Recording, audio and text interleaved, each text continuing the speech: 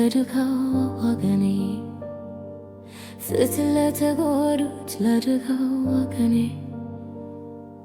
ልቤ በምን ይረፍ ያየሁት ባይኔ ሰምቼም አላውቀው ድፍና ጭካኔ ፍትህ ለተጎዱት ለድካው ወገኔ መፍትሄ ምንድነው ሚክ የሚወጣበት መፍትሄ ምንድነው ተሙ የሚወጣበት ንዘኑ ታስሮ ወንጀል የፈነጭበት ስንት ጥበቃ ነው ገንዘብ የበላበት መፍትሄ ምንድነው ሚኪን የማይበት ልዑል ወንድማችን አስበው ከልብህ አስበው ከልብህ ለማን ደስ ይበለው ስራ ታቆማለህ ጭንቀት ይፈጠራል አንድ ቀን ከሌለ ወንጀል እንዲስፋፋ ትፍቀድ በሕይወት ያለ ልዑል ወንድማችን አስበው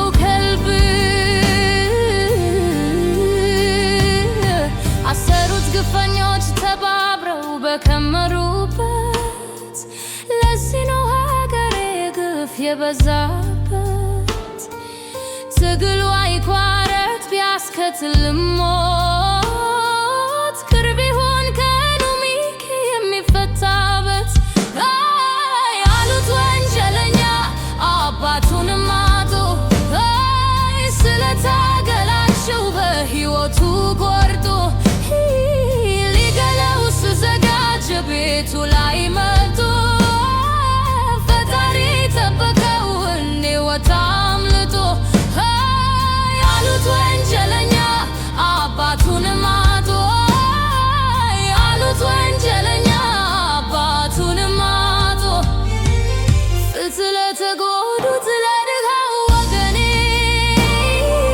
ልቤ በምን ይረፍ ያየሁት ባይኔ ሰምቼም አላውቀው ግፍና ጭካኔ ፍትህ ለተጎዱት ለድካው ወገኔ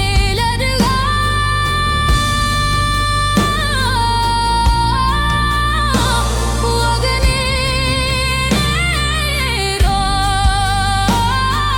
ሚኪም ቢሆን ተሞላ ተፉትፋ አገር ለወገን ጠንክረው ከመስራት ሲሰሩ ሲለፉ ማታም ሆነ ተዮት ሽልማቱ ሆነ የማይሆን ስራ ሚኪም ቢሆን ተሞላ ተፉትፋ ልዑል ወንድማችን አስበው ከልብህ አስበው ከልብህ ለማን ደስ ይበለው ስራ ታቆማለህ ጭንቀት ይፈጠራል አንድ ቀን ከሌለ ወንጀል እንዲስፋፋ ትፍቀድ በሕይወት ያለ ልዑል ወንድማችን አስበው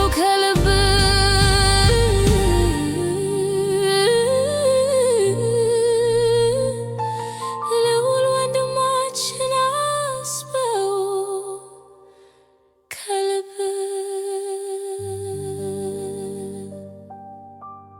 ሰላም ጤና ይስጥልኝ ውድ አድማጮቼ ወንድሞቼ እንዴት ናችሁ? እንዴት ከረማችሁ? እኔ በጣም ደህና ነኝ። ትንሽ ጠፍቻለሁ። ያው ነግሬያችኋለሁ ከዚህ በፊት እንደ በፊቱ በቀን በቀን ቪዲዮ ልሰራ እንደማልፈልግ አስፈላጊ ሲሆንና ይህን መናገር ከእናንተ ጋር መወያየት አለብኝ የምለው ነገር ሲኖር ብቻ ብቅ እያልኩኝ ከእናንተም ጋር ላለመጥፋት የራሴ ጋር ያለውንም ነገር ለማረጋጋት ያንን ከዚህ በፊት በነገርኳችሁ መሰረት በዛ ወስኛለሁ ማለት ነው።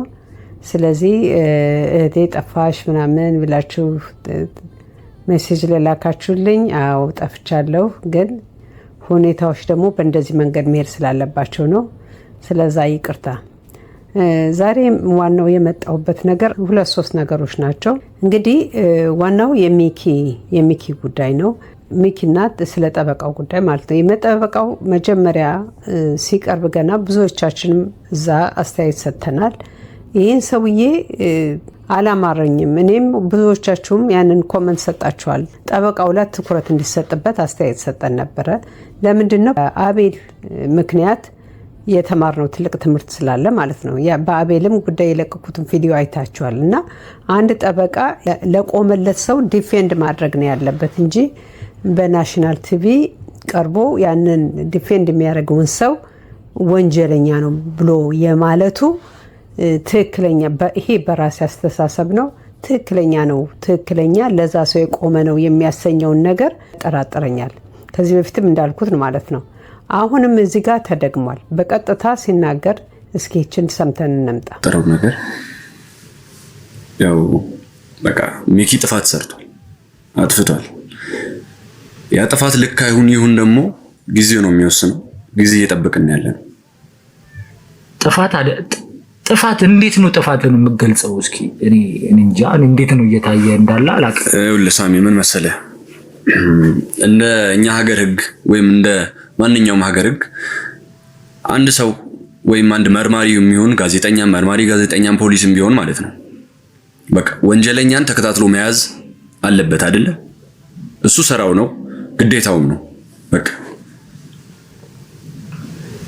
የሆነ ነገር ማድረግ ግን የሆነ አለ አይደል? የሆነ እርምጃ ወስደህ ግን አሁን አቶ አበበ ኮማ ውስጥ ነው ያለው አይደለም?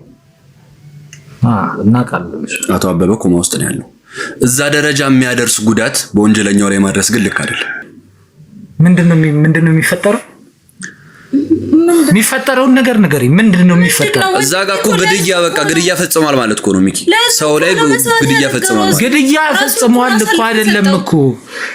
በቃ ሚኪ ከማረሚያ ቤት የመውጣት እድሉ በቃ 30% ቢሆን ምንድነው 30% ነው ማለት? ወንድም አይፈታም? እድሜ ልኩን እዛው ሊበሰብስ ነው። ከዚህ በኋላ ይኸውልህ ያሪ ምንም አይነት ድብብቆሽም ሆነ ምንም ነገር አያስፈልግም። ይኸውልህ ሰማኛለህ አይደል?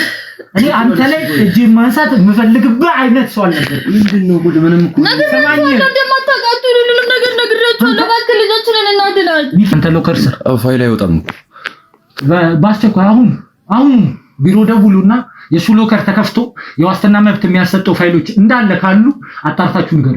እሺ ቆይ ሳሚ፣ እሺ ፋይሉን አዘጊውና አቆየው በቃ። ከዛ በኋላ ልጅን እንሰጣለን አለኝ። ማን ያለክ? እነሱ ናቸው፣ እኔ አላቃቸውም። ማን ናቸው እነሱ? ምን ማለት ነው? አላቃቸውም ማለት ምን ማለት ነው? ይኸውልህ ይሄን ነገር ያረጉህን ደራጅታችሁ ማናት ደግሞ እሷ? እሌኒ ትባላለች። ጠበቀልኝ እሌኒ ናት ካንተ ጋር አብራ እየሰራች ያለችው? አዎ በቃ እሷ ነች። ሁሉንም ነገር እሷ ነች ማለት ከሷ ጋር ነው የማወራው። እነሱ እንደዚህ ብለዋል፣ እንደዚህ አድርግ፣ እንደዚህ ቦታ ምናምን የምትለኝ እሷ ነች። ሲጀመር እሷ ምን አይነት ግለኒ ነው? እሌኒ ማለት እኮ የኛም የክሩ አባል ነች አይደል? አዎ አንተና ያገዘች የምትሰራ ሴት ነች አይደል? እሌኒ ማለት አሁን እንደሰማችሁት እንግዲህ የሚኪ ጠበቃው ሚኪን ወንጀለኛ ነው ብሏል፣ ጥፋተኛ ነው ብሏል። ቀጥታ ማለት ነው። እንግዲህ ይሄ ማለት ምንድነው? የራስው የወንጀለኛ ነው ካለው እሱ ፈርጆታል ለወንጀሉ ማለት ነው። ግን ማለት የነበረበት ይሄ በራስ አስተሳሰብ ማለት የነበረበት ስህተት ተፈጽሟል። እዚህ ጋር ስህተት ተፈጽሟል። የቃላት አመራረጥ ራሱ ለውጥ አለው ካቀራረብ። አንድ ሰው መጥፎን ነገር እኮ ለስለስ አድርጎ ያቀረበውና በጠንካራ ቃላት ያቀረበው የእናንተ የምትቀበሉበት መንገድ ይለያያል አይደለም? ይሄ ሰው ይሄ ጥፋተኛ ነው ካለ በቃ ጥፋተኛ ነው። እንግዲህ በጠበቃው ጥፋተኛ ነው ካለ የሱ የለቆመለት ሰው ጥፋተኛ አድርጎታል ማለት ነው። እዚህ ጋር በጣም ትልቅ ስህተት እንደሆነ የብዙዎቻችን አስተያየት ነበረ። በእርግጥ እነሱ ይሉታል ስህተት ተፈጽሟል። ይሄ ሰውዬ ስህተት ነው። አሁን እንዴት መሰላችሁ? አሁን ማለት የፈለኩት ጠበቃው ህጉን አጦት አይደለም። እያንዳንዱ ብዙዎች ጠበቃ ወንጀለኛ ላይ ቆሞ የሚከራከሩ ለወንጀለኞች ህጉን አጣውት አይደለም። ግን ለቆሙለት ህጉንም ቢሆን ለቆሙለት ሰው ዲፌንድ ማድረግ ስላለባቸው፣ ለቆሙለት ሰው መታገል ስላለባቸው፣ ይሄ ሰው ግን ከመጀመሪያውኑ ይችኑኑ አሳይቶ ነበር። የልዑል የአቤልን የጠበቃው ያሳየው መሸራተት ታስታውሳላችሁ። አቤል ጋር ብዙ የሚያመሳስሉ ነገር ከወንጀሉ ጋር የሚያገናኘው ነገር ተገኝቶበታል ነው ያለን። ይሄን ያለን ሰውዬ ኋላ ጉዱን ስታውቁት እንደም ትምህርት ቤቱን ጋር ገብቶ ያልተማረ በጥብቅና ነው ውሸት እና እያንዳንዱ ሰዎች እነዚህ ጠበቆችም ሆነ ዶክተሮችም ሆነ መታመን መቻል የለባቸውም። በእነዚህ በመርማሪዎች ጎን ያሉ ሰዎች እያንዳንዳቸው መፈተሽ አለባቸው። እንግዲህ እንደሰማነው ሁለተኛዋ የሱ ረዳት ጠበቃ ናት ይሄን ያስተካከለችውና ወንድሞቻችን በጣም መመርመር አለባቸው። አምኜሃለሁ የሚባል ነገር የለም። አሁን ጊዜ እኮ እናትም አባትም እህትም ወንድምም ምንም እየታመነበት ጊዜ አይደለም።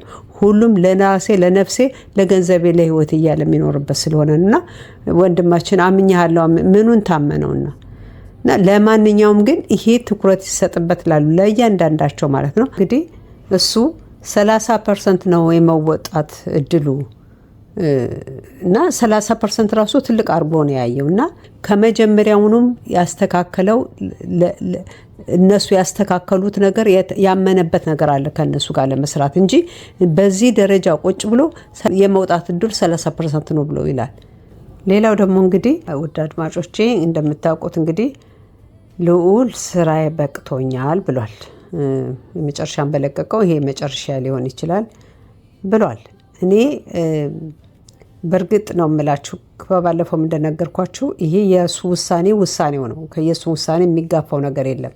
ግን ይሄ ነገር ትክክል ነው ወይ የሚለውን ለምን መሰላችሁ? አሁን ለሚኪ ብሎ ነው ይሄን ያደረገው አይደለም። ሚኪ ከጓደኛዬ ከጎኔ ስላልሆነ መስራት አልቻልኩም ብሎ ይሆናል። ወይም ደግሞ በኔ ጦስ እንደዚህ ስለገባ ስራውን ጠላውት ሊሆን ይችላል። ሁሉም ያስኬዳል። ግን ለሚኪ ጠቅመዋል ወይ የሚለውን ደግሞ ቢታይበት ደስ ይለኛል። ለምን መሰላችሁ? እነዚህ ወንጀለኞች ለነዛ በአንድ ጊዜ በደቂቃ 5 ሚሊዮን የከፈሉ ሰዎች እንግዲህ ምን ያክል እንዳላቸው ማሰብ አለባችሁ። ለነሱ በደቂቃ እንደሄንን ካወረዱ ስለዚህ ይተኙላቸዋል ወይ ለሚኪ እዛ ይተውታል ወይ ደግሞ እያንዳንዳቸውንስ ይተዋቸዋል ወይ ስራ ቆምኩኝ ብለው ይተዋቸዋል ወይ? ይሄን ነው እኔ የምጠይቀው። እሱ በቃኝ ስላለ እነሱ በቃኝ ይላሉ ወይ? ለዚህ ሁሉ ያደረገን እነሱ ናቸው ብለው ስለሚያምኑ በእኔ አስተሳሰብ አይተኙላቸው። ስለዚህ እኔ በሆን ብዬ እኔ እንዲያስብ ብዬ የማስበው ነገር ልንገራችሁ። ልዑል ለሚኪ የሚጠቅመው ጠንክሮ መስራቱ ነው። ሚኪ ነፃ ለማውጣት ያው በእርግጥም ከኋላ ሊሰራ ይችላል። ግን ፊት ለፊትም ሆኖ አፋጦ የሱን ዳር ድንበር ማድረስ ነው እንጂ ኩት ማድረጉ ስራ ማቆሙ ተገቢ ነው ብዬ አላስብም። ለምን መሰልኳችሁ? ወንጀለኛ ምን ጊዜም ቢሆን አንደኛ ደስ አሰኛችሁ። ዋናው እኮ የሚፈልጉት እነሱ ስራቸውን እንዲያቆሙ ነው። ስለዚህ አንዱን የፈለጉትን ነገር አደረገላቸው።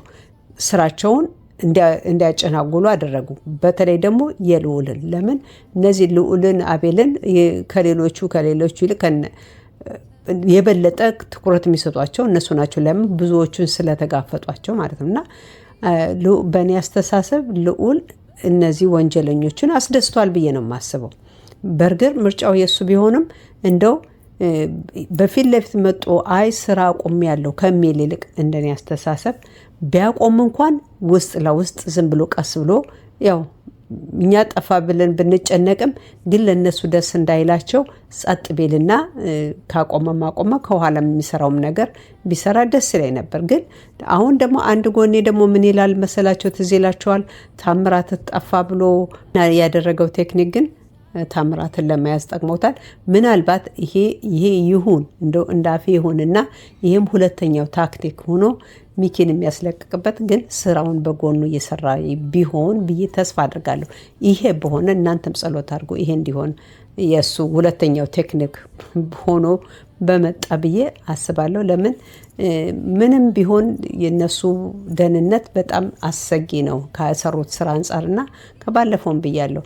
ያፈለገው ቢሆን እዛ ደረጃ ከነበራቸው ደረጃ አውርደው እስር ቤት ያስገባቸው ሁሉ የስር ግዴታቸውን ጨርሰው ሲመጡ እነሱ ስራ አቁሟል ብሎ በነፃ የሚለቋቸው አይመስለኝም እንደምናውቀው እኛ። ስለዚህ ስራውን ሙሉ በሙሉ አቁሟል ብዬ ሳይሆን ላስብ የምፈልገው ሁለተኛው ቴክኒክ ነው ብዬ ላስብ እፈልጋለሁ።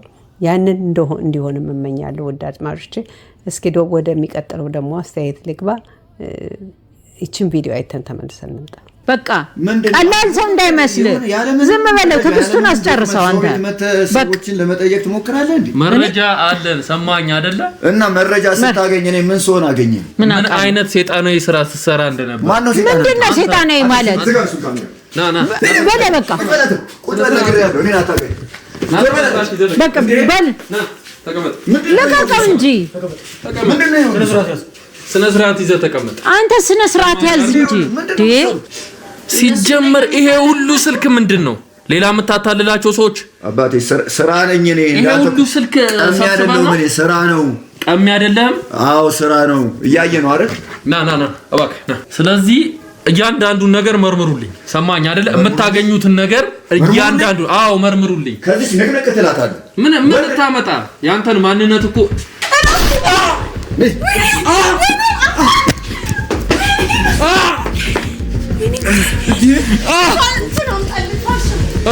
ውድ አድማጮች እንግዲህ ይህን ቪዲዮ አይታችኋል። ምንድነው ያላችሁት? ምንድነው የተሰማችሁ? እኔ በእውነት ነው የምላችሁ ማንም ሰው ምንም እንዲሆን አልፈልግም። በተለይ እንደነዚህ ያሉ ጀግኖች ወንድሞቻችን ግን እንደዚህ አይነት ስህተት ሲፈጸም ግን በጣም ያስጠላኛል። በጣም እንዴ በወንድሙ ያልተማረ እንዴት አልተማሩም? በንጉስ እኮ ምክንያት በሱ ምክንያት ነው የምለው። አሁንም ቢሆን አንድ ሴት ህይወቷን አጣለች። ይሄን ቪዲዮ አይተን እንመለስ። ሰማኛለህ? አንተን ምንሽ አታቀኝም። ለኔ ልነካኝም አትችልም። እኔ ጫፌ ላይ አደርስም። እሺ እና ያለ ገባህ? ደሞ አትወጣም። ህግ ነው የሚጠይቅ። ለዛ ነው እስር ቤት ነው የምትወረወረው። ወንድ ነህ። ማንንም ማስወጣት አትችልም። ናውጣ ተቀመጥ። አርፈህ ናውጣ።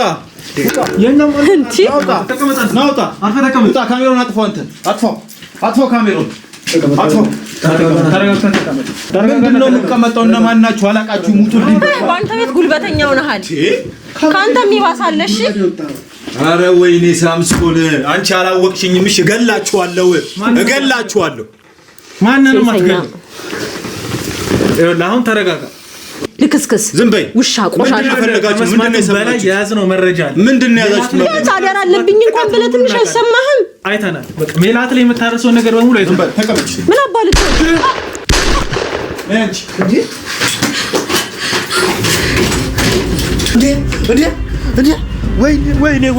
ወይኔ እንዳያችሁት እችን የመሰለች ልጅ በእነሱ እንዝላልነት ህይወቷን አጣለች። እና አሁን ደግሞ ይሄ ሰውዬ ተነስቶ ሲያንገራግር እንዳያችሁት ካሜራውን አጥፋ ሲሉ ቦዲጋርድ አለን ይላሉ። እንዴት አይፈቱሽም? እንዴት ይሄን ነገር እንዴት ሊያጡት እንትን ይላሉ? እሷ ልጅ ሴትዮዋ እያስጠነቀቀች አንደኛ ወንጀለኛ እንዴ በእናታችሁ ምንድነው የሚያስቡት እነዚህ ሰዎች? የኛንም ጭንቅላት በጠበጡን። እኮ አስጠላኝ እኮ በእናታችሁ። እንዴት ሰው በእንደዚህ አይነት ድረስ ጅል ይሆናሉ? እንዴት ራሳቸውን አሳልፈው ለጥይት ይሰጣሉ? እንዴት አይፈቱሽም ወይ? ዝም ብለው ነው እየተንገበገፉ የሚሄዱት? እንደ ፈጣሪ አተርፎታል። የተረፈ ነው የሚመስለኝ። ያው ተርፏል። መጥፎ ነገር አያደርግበት። ግን ይሄ ልጅ ህይወቱ ቢጠፋ ምንድን የሚያስቡት አብረውት ያሉ ጓደኞቹ? እሱስ ሞቷል። ቤተሰቦቹስ ምንድን የሚያስቡት? እንዴት ራሳቸውን እንደዚህ አሳልፈው ለጥይት 10 ጊዜ ይሰጣሉ? እኛ እኮ ሰለችን እኮ። እኛ መጽሐፍ ሁሉን ነገር እንጽፍላቸዋለን። አይረዱም እንዴ? አንዳንድ ጊዜ እኮ አንድ ሰው አንዴ ነው የሚሳሳተው። 2-3 ሲሳሳት እኮ ይሄ ሰውዬ አይምሮ ችግር አለበት ማለት ነው። የሆነ ችግር አለበት። እንደ ግሩፕ ምንም ትኩረት አይሰጡም እንዴ? ያኛው እንደዛ ሲያንገራገር ልጁ የጠቆመው ልጅ ለንጉስ ነው የምላችሁ። የጠቆመው ልጅ ለእሱን ሊገለው እንደሚያስፈራራው በጣም ወንጀለኛ እንደሆነ ገልጾለታል። ግን ይኸው ምንም ሳይጠነቀቅ እያስጠነቀቁ 2-3 ገለሃለሁ እያለው እሱ ቁጭ ብሎ ምንም አታርግም ያሳየውን አሳይቶት ሄደ። ይሄም እንደዛ በባዶ መፈከር ምን ያደርጋል እንዴ? ምን ያደርጋል? በወንድሙ አይማርም እንዴ? በእውነት ነው የምላችሁ። በጣም ተናድጃለሁ። በጣም ከሚገባው በላይ እንዴ! እነዚህ ወንጀለኞችን እንዴት ነው ስራውን ማቆም ነው ያለባቸው? አሁን እኮ እኔ ለእናታቸውም እያሰብኩ ነው፣ ለእናታቸውም አስባለሁ። እኔም እናት ስለሆንኩ ልጄ ቢሆን እንደዚህ በሽተኞች ነው የሚሆኑት እናቶች ራሳቸው። ልጆቹ ራሳቸውን መጠበቅ ካልቻሉ እንዴት ነው ሌላ ሰው ሊጠብቁ የሚችሉት በዚህ ደረጃ? እና ወንድሞቼ በእውነት ነው የምላችሁ የዛሬ ያየሁት ከሚገባው በላይ በጣም እናዶኛል። ለማንኛውም ወደ አድማጮቼ ዛሬ ይዤላችሁ የመጣሁት ይሄ ነበር። እስኪ እናንተን አስተያየት በጉጉት እጠብቃለሁ።